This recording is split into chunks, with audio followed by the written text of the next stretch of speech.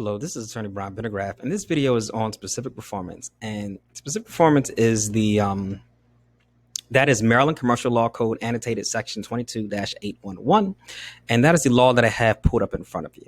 And as you can see, my version has been color-coded FAMU orange and green, and that is because I bleed orange and green. And I think that it makes my videos easier to follow when I group ideas like this.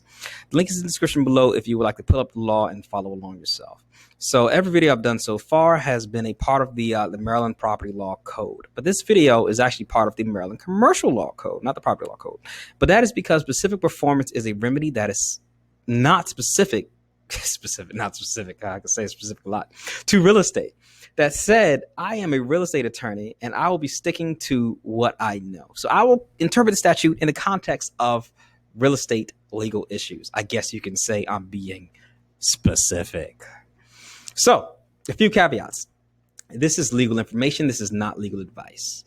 So if you would like legal advice, please contact a real estate attorney in your jurisdiction. My contact information is below if you are interested in speaking with me or consulting with me. That would be great.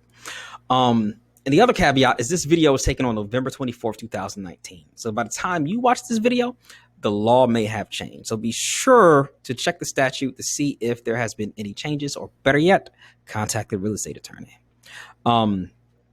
So what is specific performance? So specific performance, at least in the context of real estate transactions, is the ability to force the other side to perform if they breach. So if you are a buyer, you really want a house, and then you get it on the contract, you do everything you're supposed to do, and then the seller wants to back out, you can say, nah, buddy, I'm suing you for specific performance. I'm going to make you sell me the home. And vice versa. It can also be done the other way around.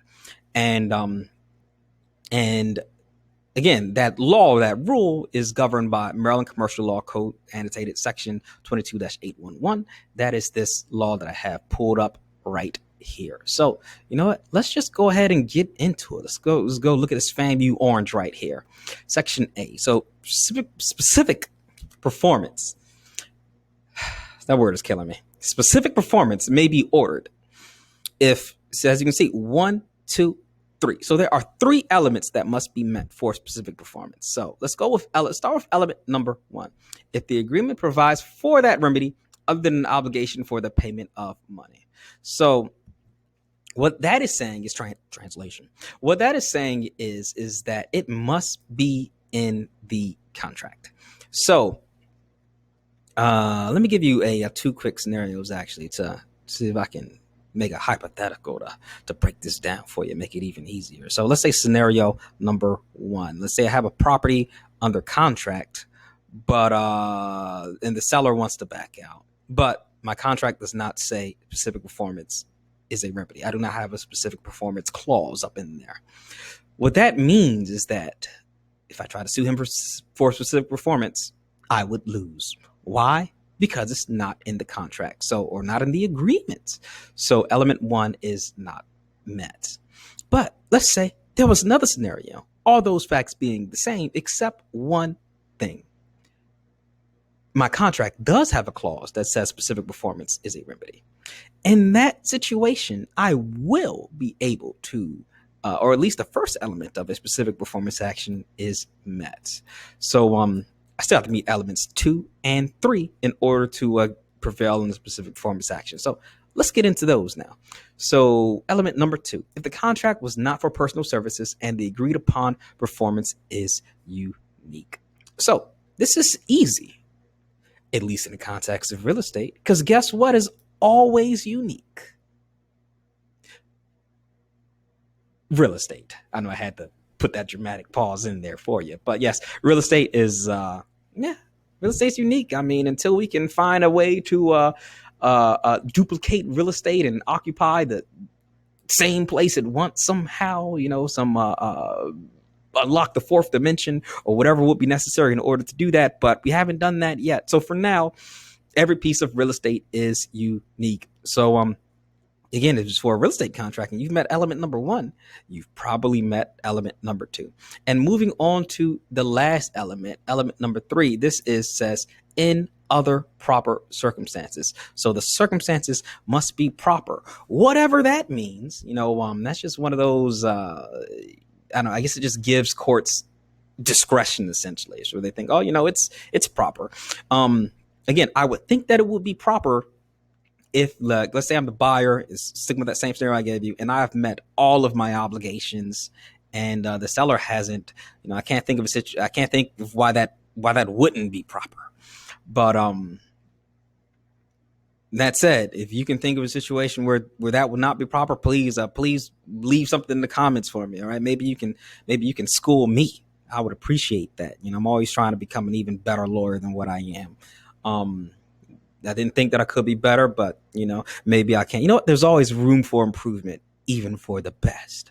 All right, so moving on to B. That is this green section here. Green. I like green. Money green. FAMU green. So in order for specific performance, it may contain any conditions considered just. All right. So what would be a condition considered just in a context of a real estate transaction? So that would be rather simple.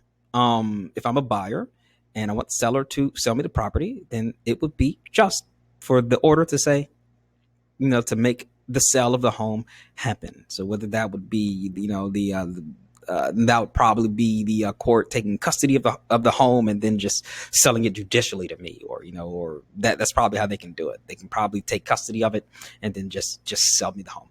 All right. So, and they must provide adequate safeguards consistent with the contract to protect the confidentiality of information and informational rights of both parties. So I guess that's so we don't get information all out there. So, I mean, again, in the context of a real estate transaction, that's really not too.